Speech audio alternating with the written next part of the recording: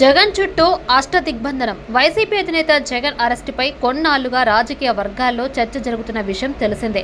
ఆయన్ను తప్పకుండా అరెస్టు చేస్తారని, రేపో మాపో అన్నట్టుగా ఉందని, కొన్నాళ్లు కాదు ఈ వారం ఈ నెలలోనే అరెస్టు చేస్తారని టీడీపీ అనుకూల మీడియాలోనూ కథనాలు వచ్చాయి. కానీ నెలలు జరుగుతున్నా జగన్ అరెస్టుపై మాత్రం ఎలాంటి ప్రకటన రావడం లేదు. ఎక్కడా దానికి సంబంధించిన దూకుడు నిర్ణయం కూడా కనిపించడం లేదు. కానీ ప్రస్తుతం ఈ విషయంపై టీడీపీలో ఆసక్తికర చర్చ సాగుతుంది. వైసీపీ హయాంలో జరిగిన మద్యం కుంభకోణంపై విచారణ చేస్తున్న ప్రత్యేక దర్యాప్తు బృందం దీనిని సీరియస్ గా తీసుకుంది. ఈ నేపథ్యంలో పక్కా ఆధారాలను సేకరించడంతో పాటు బలమైన వాంగ్మూలాలను కూడా నమోదు చేస్తుంది. ఇప్పటి వరకు 40కి పైగా నిందితులు గుర్తించింది. 11 మందిని కూడా అరెస్ట్ చేసింది. అయితే వీరు ఇచ్చిన వాంగ్మూలాలతో జగన్ పై కేసు పెట్టేందుకు అవకాశం ఉందన్నది టీడీపీ నాయకులు చెబుతున్న మాట. కానీ చిన్న వ్యక్తుల వాంగ్మూలాలను పరిగణలోకి తీసుకున్నా వాటి ఆధారంగానే జగన్ ను అరెస్టు చేయరాదన్నది చంద్రబాబు ఆలోచన.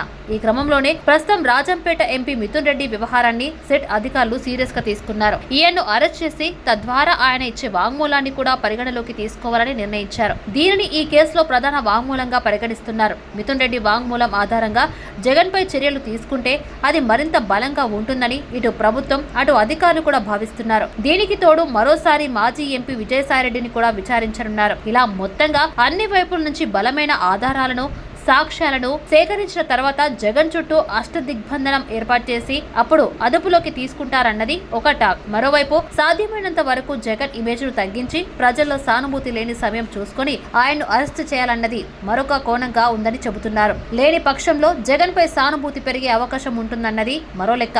ఎలా చూసుకున్నా అన్ని కోణాల్లోనూ దీనిపై ప్రభుత్వంలో తీవ్ర చర్చ సాగుతుందని తెలుస్తోంది.